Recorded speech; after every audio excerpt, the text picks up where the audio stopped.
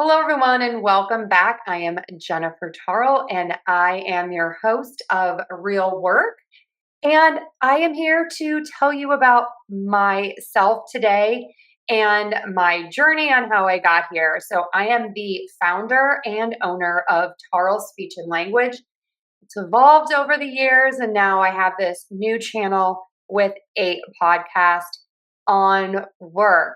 So, without further ado, let's jump right in and talk a little bit about my journey. So, I was born and raised in Western Pennsylvania, and I grew up in a small town in the Monongahela Valley, which is an area where a lot of the steel mills are. And I ended up going to college in Ohio. Now, this is not very far away, but to little Jennifer from Elizabeth, Pennsylvania, this was like an entire different world. And when I got there, someone said to me, "Oh, you have an accent. I think it's so cute. Where are you from?" I said, "I have an accent? I don't have an accent. All of you people from Ohio have an accent." And this started my journey to where I am today, which is as a communication coach. So, I am a speech language pathologist by training. I have my master's in speech pathology, and I have my certification, and I'm licensed across the country to work with people with speech disorders. And I have evolved, again, like I said, into being a communication coach because of my journey and realizing that I had an accent, which I was just shocked to find out that I had an accent. So I struggled with the fact that I was different and I had an accent for a while. And looking back on it, it seems very silly, but it was an issue for me. I wanted to be taken seriously. I wanted to be clearly understood. And sometimes people didn't understand me because I use different vocabulary and even slightly different grammar at times. People understand me, but it sticks out and it made me sound a little bit different. And then that would get in the way of my message, which drove me crazy because I wanted to be taken seriously for my work and my merit. And I didn't want people asking me about where I was from and then making all of these assumptions. So when someone told me that I had an accent, I tried to change it, but I had no idea what to do. I was absolutely clueless, even though I was in this communications program and I was helping people who had strokes or were born with developmental delays or disabilities. And so I went on this journey and I started researching accents. And so when I was in graduate school, I was very fortunate to be given an assistantship. And so, what I had to do for that was take place in some research. And one of the research projects that I was assigned to was to take data on women who were professors at the school and they had an accent and they came from Thailand. So they had this Thai as their native language and they were very unclear. And students in their classes were rating them poorly because they did not understand them. So the university started this program with one of the professors and they were using something called a palatometer, which this was back in the 90s. So think back to then, where computers were at that point. And it was this sort of retainer contraption with these wires coming out of the person's mouth. And the wires that were coming out of the person's mouth kept data and they projected things onto a computer screen so that the person could see where their tongue was moving in their mouth. And we would give them instructions on, well, your tongue should be here and you should do this. And needless to say, people did learn how to change their pronunciation.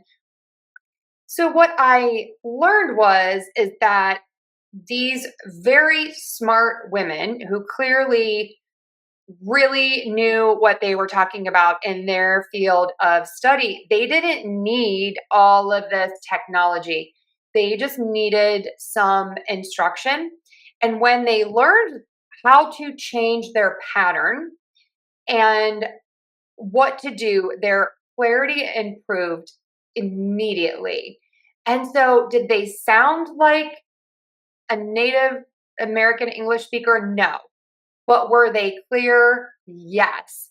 And they were easily understood. And that was a huge turning point for me because then I sort of found a big interest area, which was how do I help people who were like me, who sounded different, but wanted to be taken seriously and wanted to be understood, whether they were from a small area of the country where they have an interesting accent, or they were born in a different country and learned English as a second language. So I really had an interest in this, but I didn't know what to do. I didn't know how to help people.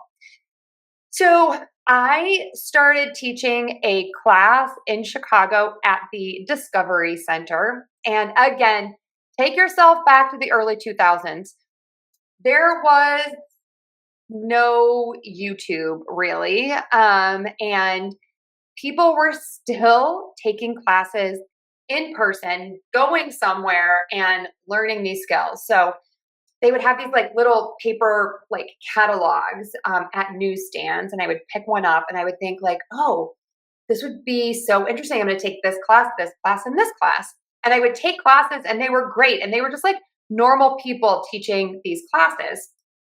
So my husband said, well, why don't you reach out to this, owner and see if you can teach a class. So I did. And I taught a class, and then I met with the owner of the Discovery Center, and he said, well, you need to have something to sell. And I said, well, I don't have anything to sell. And he was like, well, figure it out. You need a book or something. And so I took a class at the Discovery Center on how to write and self-publish my own book. And I did it. So on my little laptop at home, at my kitchen counter, I wrote a book, which I am still selling today. And that was about, I would say, 20 years ago. More than that, maybe 21 years ago. I wrote this book. It's a workbook on how to pronounce each sound in the American English sound system. So I wrote it. I had to buy a special program to make a PDF. Yes, that's back when you had to do that. And then I walked on over to Kinko's and had my book printed, and I had it spiral bound, and I had this book to sell at my classes, and I was so proud of myself. So I started a little website and I sold books on there, and then I would send them to you in the mail. So that was kind of how I got started. And serendipitously, at the time, my husband and I, we were very into working out. We still are, but that's a side story. And he had discovered these weights called Kettlebells, which at the time were very rare, but now you see them in every gym. And we would go to the park because we lived in a condo at the time, and we would work out with kettlebells at the park, so we didn't disturb our neighbors who were living underneath us. And while we were there, a guy approached us and said, hey, I'd like to make a video on how to use kettlebells. Will you be my models? So we did that and met a videographer. And that is where then I broke into making DVDs and CDs. Yes, I had hard copies of DVDs and CDs. And Ryan Maneri with Oystercatcher Media, I hired him after the shoot for the Kettlebells, and I made my first videos. And my first videos were very, very short, and I made them for a newsletter that I was sending out to my previous students who had taken my class at the Discovery Center. And they were on a single word and how to pronounce it and how to fix mainly embarrassing mistakes. So you can still see those videos on YouTube today because I hired a woman to make my website because, again, back then it was so difficult to do anything technologically on your own. To make a website, to make a DVD, you needed to have such specialized equipment and such a specialized skill that you really had to hire someone. So this woman, I hired her, and she said, well, you should really be using these videos for something else besides your newsletter. You should have a podcast. And I said, well, I don't even know what a podcast is.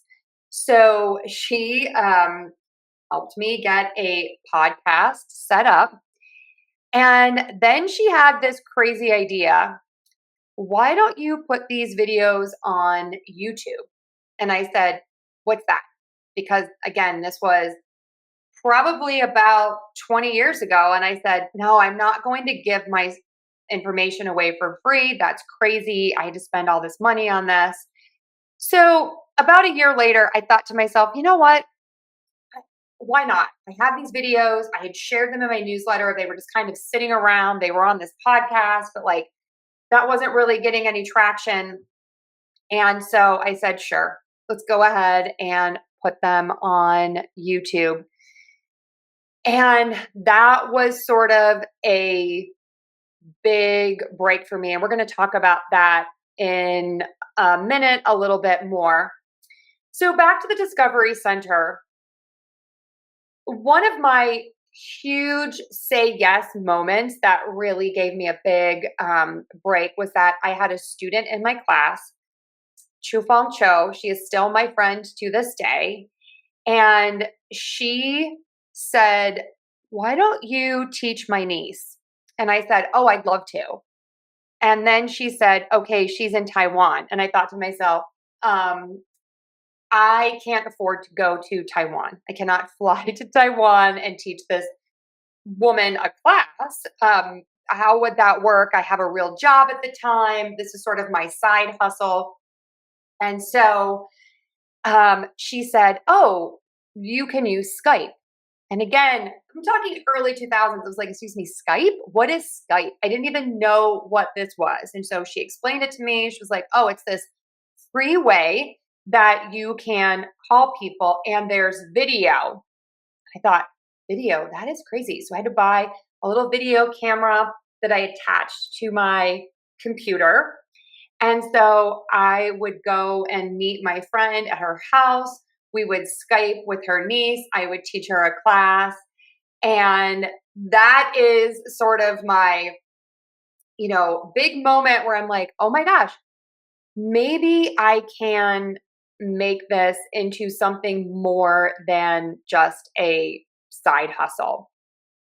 So I'm doing sort of students, I'm getting more individual students from the Discovery Center still. And then also just from word of mouth is starting to happen where one person would say oh, my friend wants to take your class. They can't come to the Discovery Center. Will you see them privately? And I would drive all over the city of Chicago and see people in conference rooms and their businesses. And it was great. Then it started to become tough. And so it was just a lot of work. And I'm thinking I can't keep all of this up. So again, I have my books that I'm selling. I have my private clients. I have my day job still. And slowly but surely, my YouTube channel is starting to grow and grow and grow. And I was continuing to use Ryan Maneri with Oystercatcher Media for years. I was using him, and he would make a bunch of videos for me. We would batch shoot, and he would edit them, and we would post them, and it was, working really, really well. And then I had a great person reach out to me from, of all places, but Japan. So this guy reaches out to me from Japan and says, I own an English teaching company in Japan, and I specialize in people who need to pass the TOEFL, which is an exam that you need to take to demonstrate your English proficiency, kind of like an SAT kind of a test. You need to pass that to get into colleges and graduate programs in the United States. So he said, why don't you make some videos for me? I'd like to use them in my classes. So hired Ryan. We made some videos for Donald Miller, who I still keep in touch with today. He's still teaching in Tokyo. If you need a great English teacher, reach out to him. If you need a great videographer, reach out to Ryan Maneri. These people are still in business, and they are still just doing a great, great job. So I sent all of these videos to Donald, and then he said, why don't you come and teach a class? And I said, in Tokyo? And he said, yes. So packed up the show, went to Tokyo to teach a class, and I needed materials to take with me. But at this time, things were really shifting and changing in terms of what people wanted. And so I, again, was working with Ryan, and he said, why don't you make an iBook? And I said, what is an iBook? I had no idea. I didn't have a Mac at the time. So Ryan explained to me what this was. It's basically an all digital book. So I hired Ryan. We collaborated. We came up with a program, and I made books. You can still buy them. They are on iTunes, Apple iTunes. You can buy those, on Apple Books. So you can go on and you can buy those, and it is a complete package. It is the files that you read, audio files and video files to practice along with me to master all of the sounds of American English. So I have versions out there for Japanese speakers, which I made, again, years ago now, probably about 15 years ago. And I made those so that I could, give those to my students when I was in Japan. Little did I know, it's really hard to give away a free Apple product. And I ended up actually still printing those books out, but then you can buy the books as well still. What I love about the Apple products is that they have all of the videos embedded in them. So it's like one and done, everything's right there. So again, things are continuing to grow. And then I had some just students from all over the world who were commenting on my YouTube videos say, you need to post more. We want more content. You should be posting at least weekly, if not more. At this point, I'm posting like once a month. And I said, well, I don't know how to do that. People are so generous and so kind. This guy said, I didn't even know him, just some random person who's watching my YouTube video says, well, email me, I'll help you. Okay, so emailed this person. And he said, okay, here's what you do. You use your phone and you make a video and you post it. And I was like, okay. So I did that. And then I became my own producer of my own YouTube videos. And now I am posting at least twice a week to my main YouTube channel, Tarle Speech, and my channel has grown to over 270,000 subscribers worldwide. So my little 1-minute newsletter video that I sent out has now become this huge force where I offer free lessons to people from all over the world. And what I love about it is that it is free. It is free for everyone. So you don't have to be able to afford my one-on-one classes. You can learn just from watching my videos for free. And if you're listening to me, you probably have seen me on my other channel and you know that I consistently post. And I'm also so happy to report that this year I have posted all of the content that is available in my Apple Books for free on my YouTube channel. So you can do shadowing practice with me every day for my masterclass series. So check that out on YouTube if you are interested. All right, things continue just to grow. So I said yes to my opportunity to teach in Japan. And before that, I was actually thinking like, I'd like to see if I can actually do this. Can I teach a class abroad? So I started Googling and I found the China Colorado Council online. I don't even know if they're still in business. And I signed up to teach English one summer in Nanjing, China. And I went and I think I was there for a total of 6 weeks. And I taught a month-long summer program. And then I stayed for a few weeks and traveled. It was just like the most amazing experience. And I did realize that even just a little bit of instruction can really go a long way.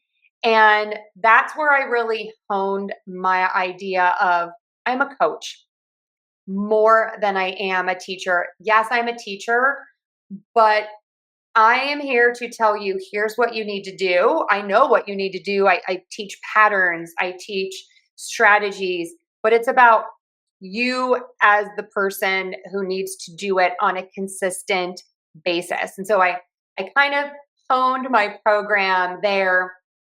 Then I went to teach in Japan. I learned even more.